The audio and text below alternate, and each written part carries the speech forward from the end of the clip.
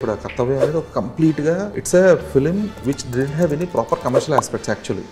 ఆ క్యారెక్టర్ నుంచి ఒకటి తీసుకొని కంప్లీట్గా ఒక కమర్షియల్ టెంప్లెట్కి దాన్ని అడాప్ట్ చేస్తున్నప్పుడు మీరు తీసుకున్న కేర్ ఏంటి? ఆ క్యారెక్టర్ తీసుకున్నప్పుడు దాని స్టాండర్డ్స్ మెయింటైన్ చేయాలి ఫస్ట్. ఆ క్యారెక్టర్ ఈ సినిమాలో కూడా గ్రే క్యారెక్టర్ ఇంక్లూషన్ అనేది ఈ అర్జున్ సన్ ఆఫ్ వైజయంతికి అది ఎంతవరకు నీడెడ్? అది కథలో ఒక ప్రాపర్ కాన్ఫ్లిక్ట్ కావాలి. విజయశాంతి గారిని క్యాస్ట్ చేయడం అనేది ఆవిడ యాక్సెప్ట్ చేయట్లేదు సినిమా. ఒప్పించి తీసుకొని వచ్చి అందరూ దట్టు ఆవిడ యాక్షన్ సీక్వెన్స్లు చేయించడం అనేది. సన్ ఆఫ్ వైజయంతి ఐపీఎస్ ఈ సినిమా కోసం చాలా కష్టపడ్డారు. పిక్చరైజేషన్ పరంగా కానీ లేదంటే సీన్ కంపోజిషన్ పరంగా కానీ ఎంత కొత్తగా తీసుకొచ్చారు. నందమూరి ఫ్యాన్స్కి గ్యారంటీగా 100% నచ్చుద్ది. ఒక డైరెక్టర్గా ఇది మీకు చాలా crucial film. 100%. Coming to the audience, వాళ్ళు ఎలా రిసీవ్ చేసుకుంటారు అనుకుంటున్నారు? నేను ఇంత కమర్షియల్గా ఇలా చేశాను అని ఎగ్జైట్ అయ్యాను గ్యారంటీగా.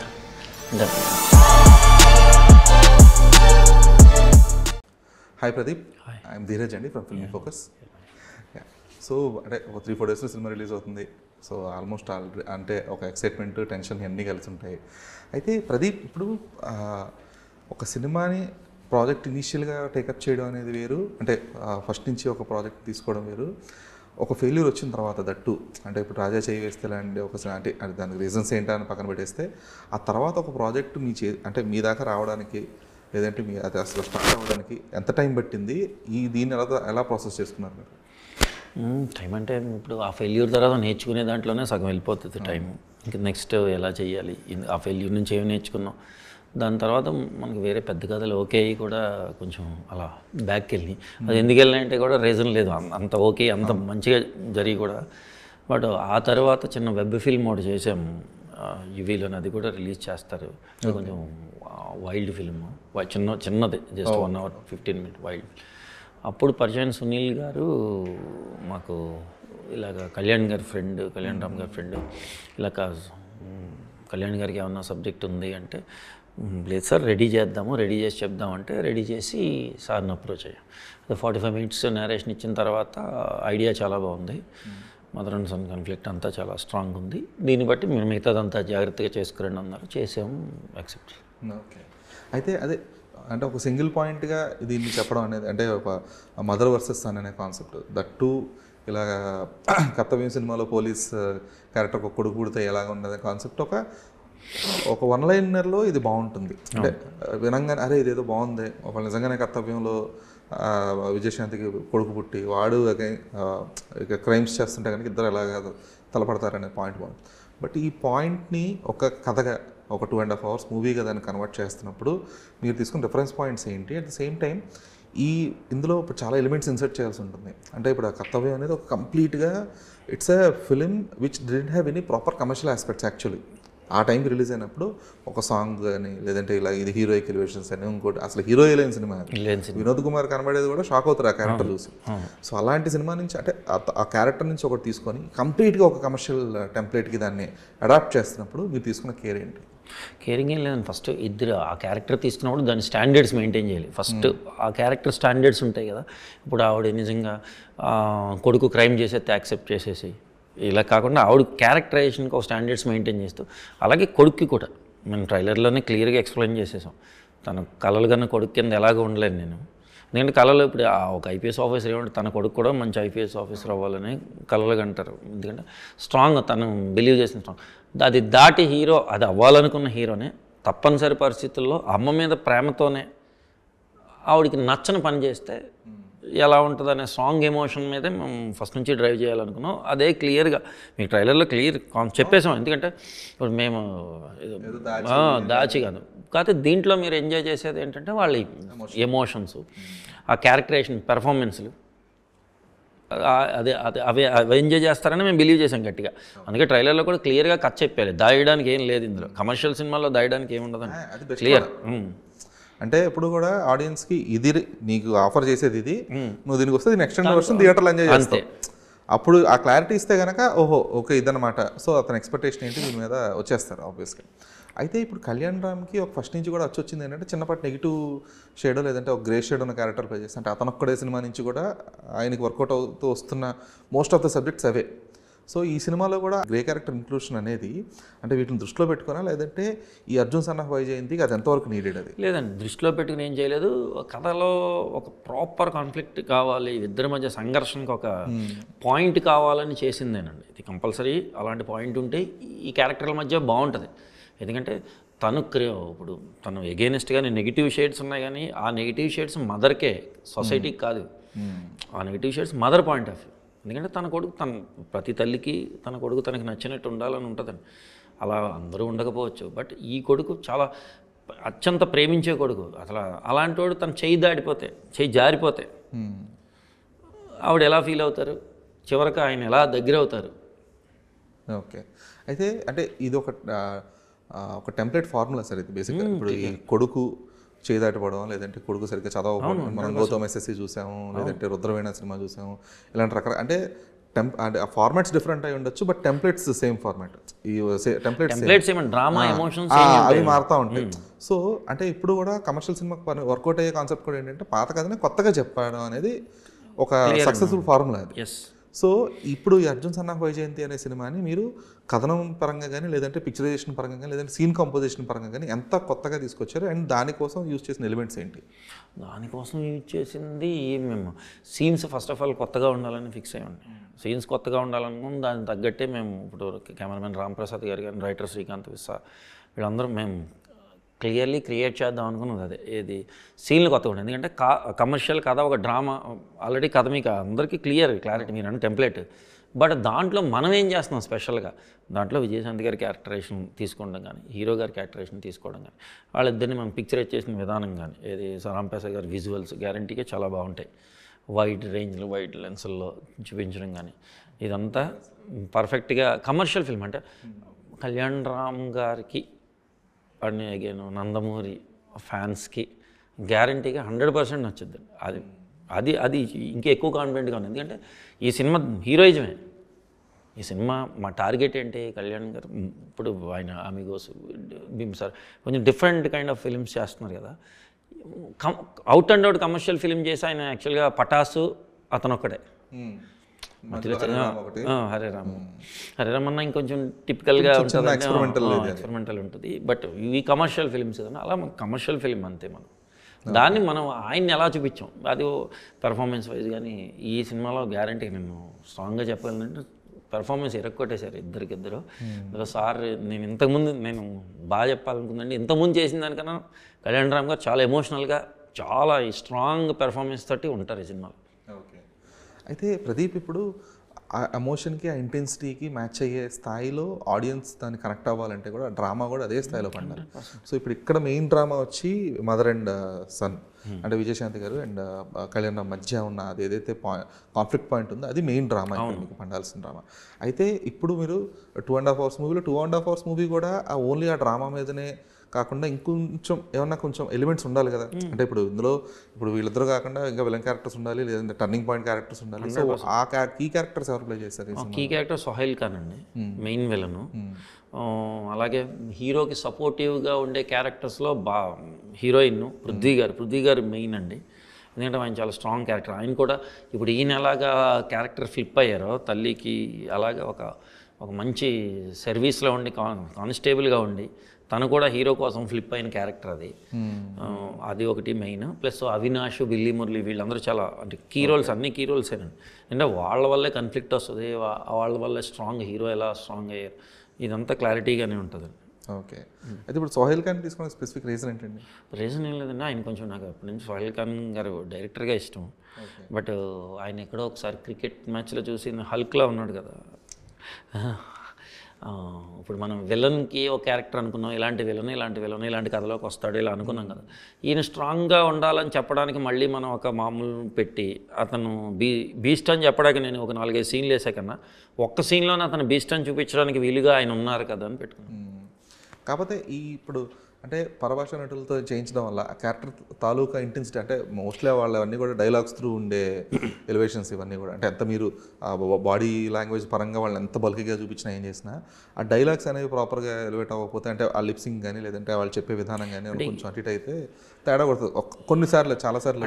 మేము క్లియర్గా ఉన్నాం సార్, ఆ క్యారెక్టర్ ఇక్కడ క్యారెక్టర్ కాదు, పఠాన్ బాంబే క్యారెక్టరే. ఓకే, బాంబే క్యారెక్టరే, వాళ్ళ తెలుగు ఎలా ఉంటుందో అలాగే మాట్లాడించాం. మరి ఏదో పెద్ద పెద్ద పంచ్ లైన్లు అలా వాళ్ళ తెలుగు ఎంతవరకు మాట్లాడగలరు అంతవరకే ఫస్ట్ హిందీలోనే చెప్పించాము, మళ్ళీ తెలుగులో చెప్పిద్దాము. ఫస్ట్ హిందీలోనే షూట్ చేసాం, బట్ తెలుగు ఉంటే బెటర్ కదా. ఆ తెలుగు వాళ్ళ తెలుగు ఎలా ఉంటుంది, ఒక అదర్ లాంగ్వేజ్ పర్సన్ తెలుగు నేర్చుకుంటే ఎలా మాట్లాడతారో అలాగే మాట్లాడతారు.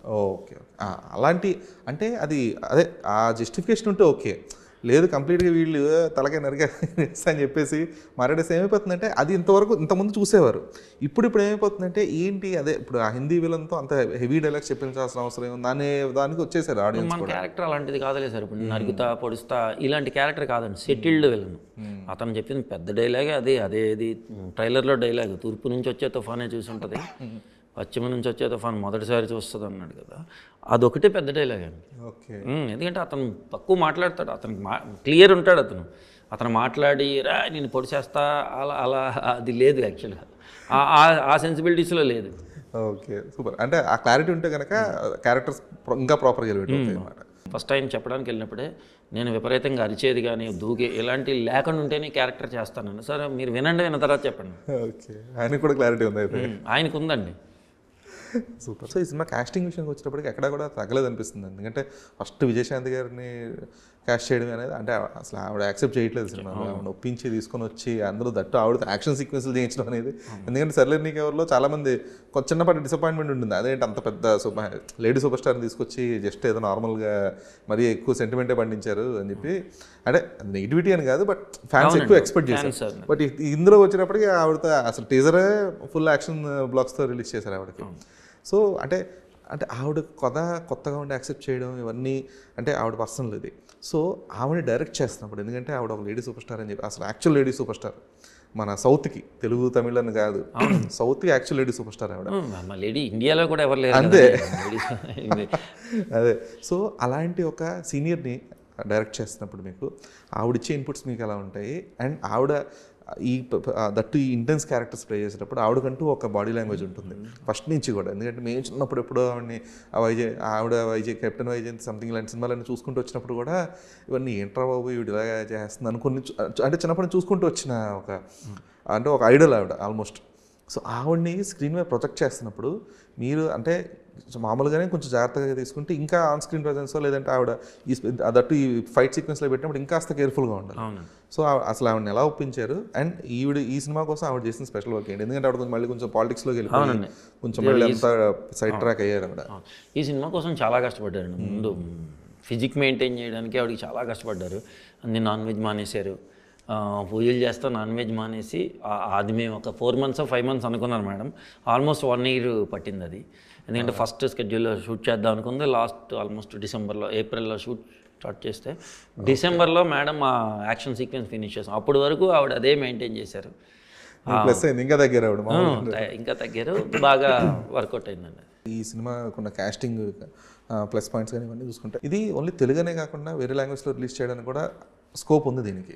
దట్టు ఇప్పుడు సహాయాలు కానీ పెట్టినందుకు కానీ లేదంటే విజయశాంతి కానీ అదర్ లాంగ్వేజ్ ఎందుకని ట్రై చేయట్లేదు? ఈ Telugu cinema sir proper other language అనేది సెకండరీ సార్. ఇప్పుడు ఫస్ట్ మనం చాలా సినిమాలు ఇక్కడ ఆడిన తర్వాత అక్కడికి వెళ్తాయి. అదే అంటే ఇప్పుడు ఏమైపోతుందంటే అండి, అంటే until unless it has a humongous hit. అంటే ఇప్పుడు కాంతారా సినిమా కానీ చావా కానీ ఇలాంటి సినిమాలు అక్కడ రిలీజ్ అయిన 2 weeks తర్వాత వచ్చి ఇక్కడ ఆడినాయి అంటే వాటికి ఉన్న హిస్టారికల్ కనెక్ట్ వల్ల, రీజనల్ కనెక్టివిటీ వల్ల. ఇది ఒక ప్రాపర్ కమర్షియల్ మార్కెట్ టెంప్లెట్ కదా.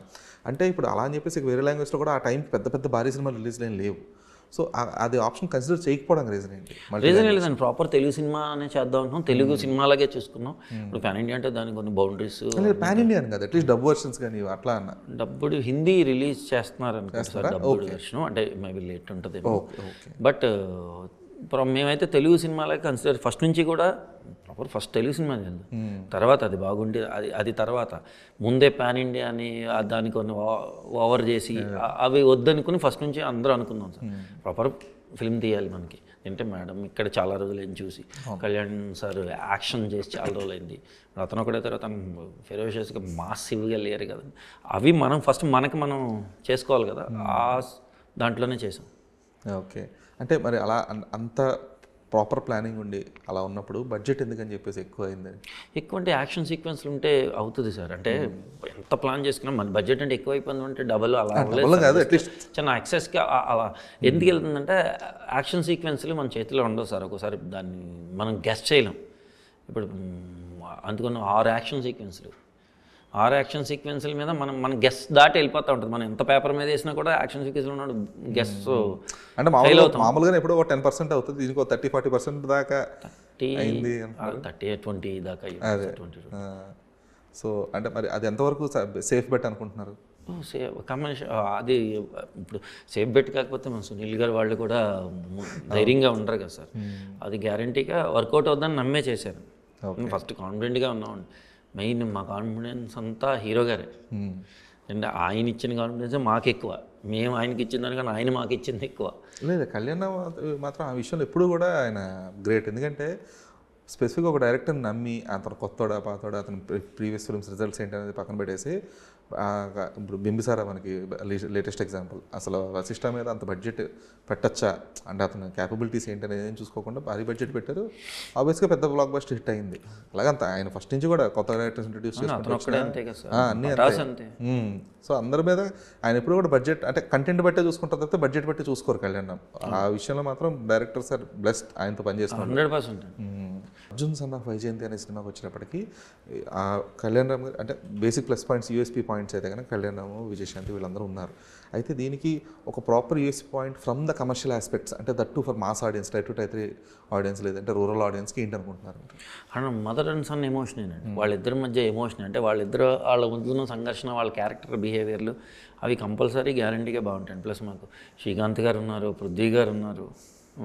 శ్రీకాంత్ గారి కీ రోలు, పృథ్వీ గారి కీ రోలు, వీళ్ళందరూ అంటే ప్రాపర్ ఫ్యామిలీ ఆడియన్స్. ఇప్పుడు యూబైఏ సర్టిఫికేట్ అండి. వైలెన్స్ కూడా మేము ముందు చాలా హై రేంజ్లో అనుకున్నాం, నెక్స్ట్ లెవెల్ అనుకున్నాం. బట్ ఎప్పుడైతే విజయశాంతి గారి సినిమా వస్తుందో మన విజయశాంతి గారు అంటే ఫ్యామిలీ ఫిలిం కదా, లేడీస్ వస్తారు కదా, వాళ్ళని మనం అంత వైలెన్స్ చేసి బ్లడ్లో మీద పోసుకుని అది లేకుండా జాగ్రత్తగా చేద్దాం. తర్వాత కంప్లీట్లీ టోన్ డౌన్ చేసుకుంటూ వచ్చామండి వైలెన్స్. యాక్షన్ ఉంటుంది కానీ వైలెన్స్ మీకు భయంకరంగా నరికేసుకోవడాలు గట్రా ఏం లేకుండా. ఓకే, అది మీరు అన్నట్టు మదర్ ఎమోషన్ అనేది చాలా క్రూషియల్. ఎందుకంటే ఇప్పుడు కేజీఎఫ్ సినిమా అంత పెద్ద హిట్ అయిందంటే మెయిన్ మదర్ ఎమోషన్ అక్కడ కనెక్ట్ అయ్యారు కాబట్టి అందరూ సినిమాకి అంత పెద్ద బ్లాక్ బస్టర్ అయ్యింది. ఓకే, అయితే ప్రదీప్ ఇప్పుడు మీకు ఒక డైరెక్టర్గా ఇది మీకు చాలా క్రూషియల్ ఫిల్మ్. 100%. ఎందుకంటే అంటే రాజా చేవేస్తే ఇవన్నీ పక్కన పెట్టేస్తే ఈ సినిమాతో మీరు ఒక డైరెక్టర్గా, ఒక స్టోరీ టెల్లర్గా ప్రూవ్ చేసుకోవాల్సిన మేజర్ థింగ్ ఇప్పుడు మీకు. సో ఇది ఒక యాసిడ్ టెస్ట్ లాంటిది మీకు. 100%. సో ఇప్పుడు ఈ యాసిడ్ టెస్ట్లో ఇంతవరకు అంటే ఇప్పటిదాకా మీరు ఆల్రెడీ చూసుకొని ఉంటారు కొన్ని అవుట్పుట్స్, ఫస్ట్ కాపీస్ కానీ ఇవన్నీ చూసుకొని ఉంటారు. సో అక్కడ ఎంతవరకు పాస్ అయ్యారు అనుకుంటున్నారు? And coming to the audience, వాళ్ళు ఎలా రిసీవ్ చేసుకుంటారు అనుకుంటున్నారు? నేను చూసుకున్నప్పుడు నేను నిజంగా నేను ఇంత కమర్షియల్గా ఇలా చేశాను ఎగ్జైట్ అయ్యాను గ్యారంటీగా. అంటే నాకు రాంప్రసాద్ అసలు నేను క్లియర్గా చెప్తున్నాను కదా, ఫ్రాంక్ రాంప్రసాద్ గారు, అజనీష్ మొత్తం డిఐఏ ఫైనల్ అవుట్పుట్ రాంప్రసాద్ గారు బ్లాకింగ్స్ అండ్ అజనీష్ సౌండ్తో నేను చూసుకున్న తర్వాత నేను నిజంగా చూసి ఎగ్జైట్ అయ్యా. మనం కమర్షియల్ అంటే ఆ హీరోయిజం ఎలివేషన్స్ కానీ ఇప్పుడు విజిల్స్ ఎప్పుడు పడతాయండి వాళ్ళ ఎలివేషన్స్ కొని కదా. హీరో సినిమాకి ఎందుకు వచ్చినప్పుడు అది క్లియర్గా కమర్షియల్ సినిమా అని తెలిసినప్పుడు వాడు ఆడియన్స్ విజిల్ వేయడానికే రెడీగా ఉంటారు. అలాంటి మూమెంట్స్ నేను ఆడియన్గానే ఎప్పుడు చూసుకుంటాను సినిమా. నేను ప్రతి సినిమా చాలా బేబీలా ఫస్ట్ ఆడియన్ ఉన్నాం, ఇది విమర్శిందాం అసలు ఆ సెన్సిబిలిటీస్లో సినిమా చూడండి. నేను చూసుకున్నప్పుడు అరే బాగుంది, మనం అనుకున్నది వచ్చింది. ఇప్పుడు ఇంకా ఆడియన్స్ మనం ఫస్ట్ కాన్ఫిడెంట్గా మనం స్ట్రాంగ్ ఉండాలి కదా. ఇప్పుడు అంత స్ట్రాంగ్ లేదా నేను ఇంత కాన్ఫిడెంట్గా మాట్లాడాను. నేను చూసుకున్నప్పుడు కూడా నాకు అనిపించింది క్లియర్గా, అరే ఇప్పుడు నేను క్లియర్గా చెప్తున్నాను, నేను క్లాసిక్ తీసుకొని ఈ సినిమా తర్వాత ఈ సినిమా ముందు ఇలాంటి ఏమి కవర్లు ఏం లేవండి. క్లియర్ కమర్షియల్ సినిమా పర్ఫెక్ట్గా తీసాం అంతే. కమర్షియల్ సినిమా పర్ఫెక్ట్గా మేము చేసిన పర్ఫెక్షన్ అంతా ప్రాపర్గా బ్లెండ్ అయింది. అరే భలే ఉంది, ఎమోషనల్ సెంటిమెంట్ అంతా ప్రాపర్గా వర్కౌట్ అయింది అంతే. ఓకే, మీకు నారాయణ నందమూరి కనెక్ట్ ఏంటండి అసలు? అదే ఏం లేదు, అలా ఏం లేదండి. ఎవరు ఇప్పుడు అలా దానికి మరి ఇప్పుడు నేను దీని ముందు ఓకే అని కథలో ఇంక వేరే కాంపౌండ్ పెద్ద పెద్ద కాంపౌండ్ గురించి అనట్లేదు నేను, అదేదో ఏదో నందమూరి కాంపౌండ్ అంటే అలాగే ఇంకేంది అసలు నా ఫస్ట్ నారా మళ్ళీ ఇప్పుడు మీ ఈవెంట్ కూడా ఇప్పుడు చంద్రబాబు నాయుడు గారు చీఫ్ గెస్ట్గా వచ్చారు అప్పుడు ఆడియో ఫంక్షన్కి. ఇప్పుడేమో ఎన్టీఆర్ గారు సో అలా ఏంటి ఇంటర్ కనెక్షన్ లాగా అది ఓకే. అంటే బట్ ఎప్పుడైనా అనుకున్నారు అలాగా ఇక్కడ ఈ మొత్తం ఫ్యామిలీ బ్లడ్ లేదండి. ఇందాక ఒక ఇంటర్వ్యూలో నేను అంత ఆలోచించుకునే టైం కూడా లేదండి యాక్చువల్లీ. ఇందాక అడిగితే నిజమే కదా ఒకటే కదా అని తర్వాత అనుకున్నానండి. Okay okay done sir. అయితే మీ పోస్టర్ కొంచెం చాలా ఇంట్రెస్టింగ్ ఉన్నాయి sir. First of all concept thematic వైజ్గా ఉన్నాయి. పోస్టర్ కూడా కట్ చేద్దామని ఫిక్స్ అయ్యాను సార్. అదే సో ఇద్దరి మధ్య ఫ్యూడల్ ఇదిలాగా ఉందన్నమాట. సో అండ్ ఇప్పుడు ప్రదీప్కి ఎక్స్ట్రా డి ఏంటి సార్ న్యూమరాలజీయా అంతే అంటే తప్పలేదా? అంతే కొన్ని బిలీవ్ చేయాల్సి వస్తాయి కదా సార్ ఒక్కోసారి. అంటే అలా స్ట్రాంగ్ అని కాదు కానీ బట్ అలా చెప్పారు, సరే చేద్దాం ఒకసారికి చేద్దాం. ఓకే. అండ్ అంటే ఈ హీరో డ్రెస్సింగ్ విషయానికి వచ్చేటప్పుడు అంటే ఎప్పుడు కూడా మోస్ట్లీ హీరోలు ఏదో స్మార్ట్ వాచ్ పెట్టుకుంటారు లేదా నార్మల్ వాచ్ ఏది ఉంటుంది. మీరేంటి ఒక చేతికి ఏమో ఊపు పెట్టారు, ఇంకో చేతికి ఏమో నార్మల్ వాచ్ పెట్టారు. అంటే హ్యాండ్ షాట్లు ఎక్కువ ఉంటాయి సార్ మన సినిమాలో. పవర్ హ్యాండ్ షాట్లు ఉంటాయి. ఇప్పుడు హ్యాండ్స్ కొంచెం బాగుంటుంది రెండు పెడదామని. ఓకే. అంతకుముందు చాలా తక్కువ సినిమాలో 2 వాచ్లు పెట్టుకునే చూసాం కానీ ఇలా ఒక స్మార్ట్ వాచ్ ఒకటి ఒక నార్మల్ వాచ్ దీనికే చూడడం. అది ఏంటి ఇలా ఏదైనా దానికి ఏమైనా స్పెసిఫిక్గా ఏమైనా ఉందా ఏంటా? ఏం లేదండి బట్ కొంచెం స్ట్రాంగ్ విజువల్గా బాగుంటుంది అన్న. హ్యాండ్ షాట్లు ఉన్నాయి కదా ఫైట్లో, కొంచెం పంచ్ షాట్లు ఎక్కువ ఉంటాయి కదా, కొంచెం విజువల్గా బాగుంటుంది. మూమెంట్స్ హై స్పీడ్ మూమెంట్స్ ఉంటాయి కదా, అవి బాగుంటాయండి. ఓకే. అయితే ఈ ఫైట్ కంపోజిషన్స్ అనేవి ఇప్పుడు అంటే ఇంతకుముందు ఫైట్స్ ఏంటంటే హీరో 10 మందిని 20 మందిని కొట్టేసి ఏం చేసినా సరే అంటే అది కొంచెం కామికల్గా ఉన్నా సరే ఏమన్నా సరే నడిచిపోయేది. బట్ ఇప్పుడు ఏంటంటే ఫైట్ సీక్వెన్సెస్లో దట్టు అక్కడ ఎమోషన్ పండాలి అండ్ ఆ ఫైట్స్ నడిచే విధానం కూడా ఎలా ఉండాలంటే ఏదో కొట్టేస్తే పడిపోయారు అన్నట్టు కాకుండా కొంచెం రియలిస్టిక్నెస్ యాడ్ చేయాల్సి వస్తుంది ఇప్పుడు అంతా. అది హీరో కావచ్చు లేదంటే విలన్స్ కావచ్చు. సో ఇప్పుడు ప్రజెంట్ ఉన్న సిచ్యువేషన్ సినారియోకి ఆ ఫైట్స్ కంపోజిషన్ అంటే ఆల్మోస్ట్ 2.5 గంటల సినిమాలో 6 గంటల ఫైట్లే ఉంటున్నాయి ఇప్పుడు. సో ఇప్పుడు హాఫ్ అన్ అవర్ ఫైట్స్ అంటే మీరు అన్న 6 యాక్షన్ బ్లాక్స్ విషయంలో ఈ కొంచెం రియలిస్టిక్గా ఉండడానికో లేదంటే ఇంకా ఆ కంపోజిషన్ అనేది ఇంకాస్త రిలేటబుల్గా అంటే ఆడియన్స్ కరెక్ట్ కొట్టు అనే రేంజ్లో ఒక ఎమోషన్ క్రియేట్ అవ్వడానికి సో ఆ కంపోజిషన్ విషయంలో మీరు తీసుకున్న కేర్ ఏంటి? ఫైట్ సీక్వెన్స్ కేర్ నేను ఫస్ట్ నుంచి మాస్టర్స్కి ఎక్స్ప్లెయిన్ చేసేది మాస్టర్ ఇది ఎమోషనల్ ఫైట్, ఇది ఇంట్రడక్షన్ ఫైట్. దీనికి ఒక కథ ఉంది, దీనికి ఒక స్టైల్ ఉంది. ఇంట్రడక్షన్ ఫైట్కి ఒక కథ ఉంది, ఆయన ఎంట్రీకి ఒక స్టైల్ ఉంది. ఇది స్టైలే ఉండాలి. విజయశాంతి మేడం ఫైట్ ఆవిడకి ఒక క్యారెక్టర్ ఉంది, కర్తవ్యం ఒక పోలీసు క్యారెక్టర్ ఉంది, దూసుకెళ్ళే క్యారెక్టర్ ఉంది. ఆ క్యారెక్టర్ ఎలివేట్ అయితే ఆ బాడీ లాంగ్వేజ్ తగ్గట్టు ఫైట్. మాస్ ఫైట్ వచ్చేసరికి ఆవిడ ఎమోషన్, అరే ఇది రావాలి ఇప్పుడు వచ్చి కొట్టాలి అన్నప్పుడు ఎలా వస్తే బాగుంటుంది, అతను ఎంట్రీ ఎలా ఇస్తే బాగుంటుంది అనే సెన్స్లో అలా ప్రతిదానికి ఒక డిజైన్ చేసుకున్నాం.